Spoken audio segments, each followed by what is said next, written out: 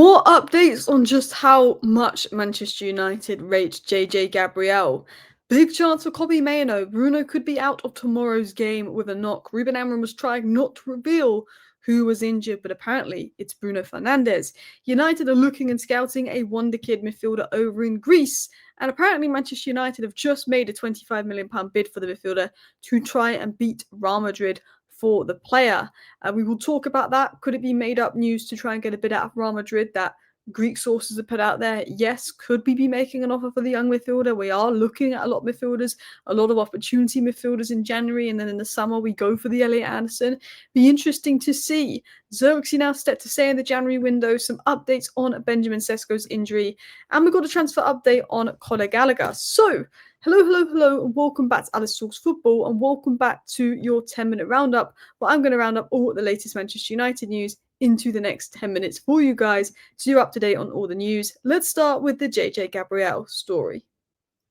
So we spoke about JJ Gabriel a lot recently and in my video earlier today, so I'm not going to spend too much time talking about that and how highly he's rated, but Romano is just adding to the news that United trust JJ Gabriel. He's seen something special. There's academy players we like, and every 10-15 years there's an academy player at Man United where they're like, and JJ Gabriel is that, whoa, like, he could be him kind of guy. Really highly rated and can't play in the Premier League this season, but could play in the FA Cup, which is interesting. But let's talk about updates. So Ruben Amorim revealed that he has 2 injury doubts ahead of the game, one of which could be Bruno Fernandes, who's nursing a knock. Now, Ruben Amorim was trying to make sure no one had a clue who these knocks were. We know that Maguire's out, we know that Sesko's out. That's about it. We know that Cunha's returned, but he said there was 2 other players that are a doubt, but he won't say who. I mean, if I was to guess, I'd probably say Mason Mount because he seems to pick up injuries easily. And the other one apparently is Bruno Fernandes, which would be a huge loss because even though I don't think Bruno fully suits the system, if you look at our last game about Bruno, we went 2-0 down to Grimsby. He had to come on to save us. If you look at our last Ten Hag game under Bruno, we lost 4-0 to Crystal Palace. And you look at the last time Bruno missed a Premier League game was when he was suspended and we had Casemiro and Eriksen in midfield versus Newcastle. We went 2-0 down. We were really bad in that first half and Zirkzee got booed off. If you look at the last few times we've played without Bruno, it has been a mess. So as much as Bruno is scapegoated and some people think Bruno's the problem and some people think Bruno's holding back the system, I don't think Bruno fully suits the system. I think Bruno can be frustrating. We are so much worse when Bruno isn't on the pitch. So let's hope he isn't injured. But if he is injured, it's a chance for Mainoo, which means we're probably going to see Agate and Casemiro. But I would quite like to see a Mainoo-Casemiro pivot, which I know isn't the most mobile, especially when Ruben Amorim wants his pivot players to cover so much space and maybe doesn't work very well. But it'd be interesting to see. He could rest Casemiro as well because he's 1 yellow card away from picking up a suspension, which he probably will in the next few games, and maybe he doesn't want him to miss the game after this because West Ham is seen as an easier game. But there's no easy game in the Premier League because West Ham, when they come to Old Trafford, it is their cup final. So let's talk about this Olympiacos Wonderkid that United are interested in. So there's been reports from Greece that United are interested in Olympiacos Wonderkid Christos Mouzakitis.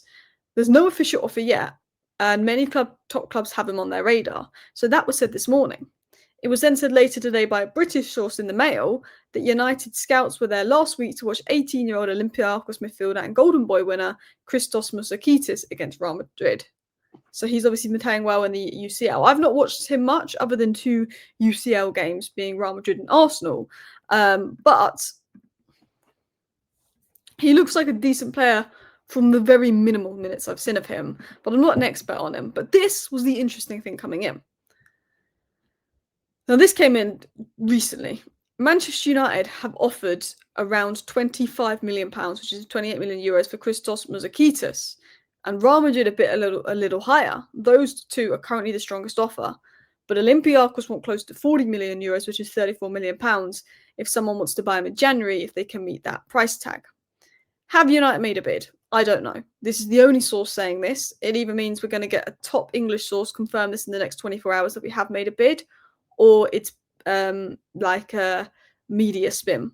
Now, what it could be is they want to get as much money as they can for him in January.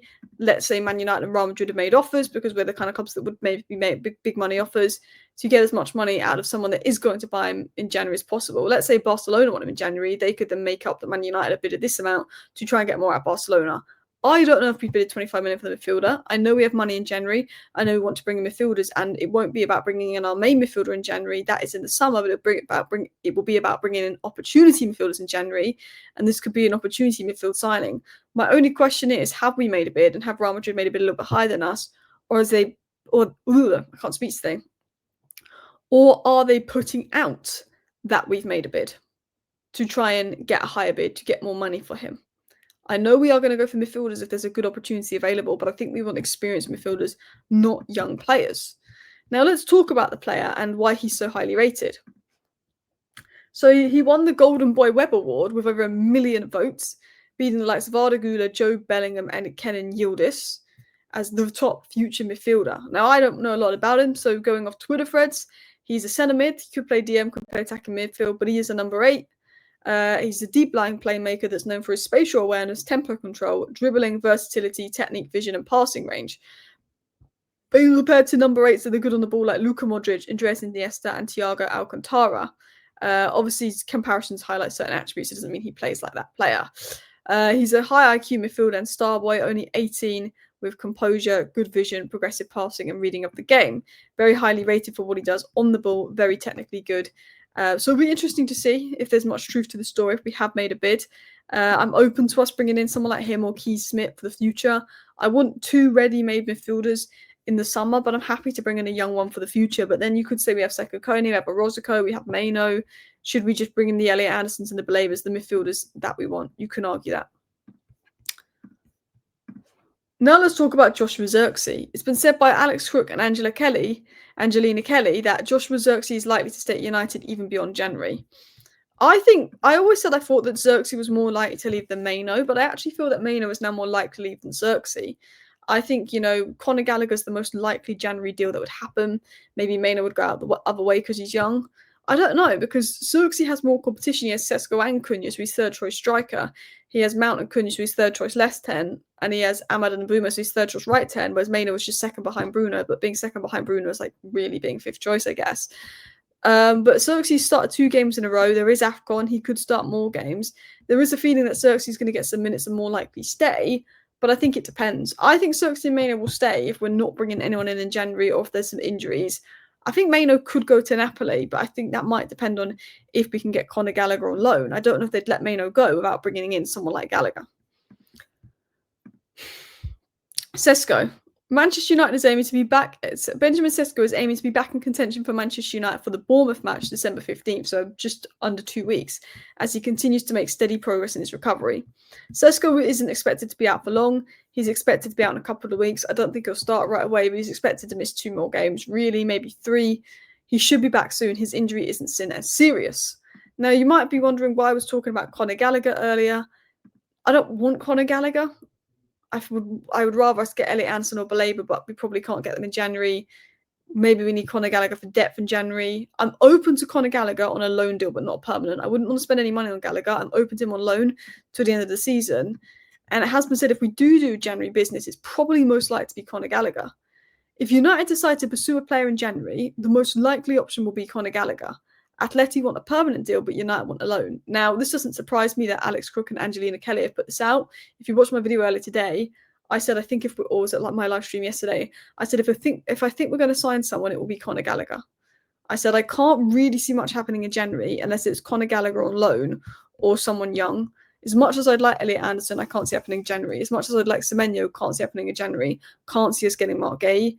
I think if we get someone in January, it's Conor Gallagher. But Man United only want to do a loan, which is fair. I don't want us spending 30 million on Gallagher. I think Romano confirmed he'd be available for 26 million, but I don't want us spending 26 million on Gallagher because I don't think he improves the team that much more.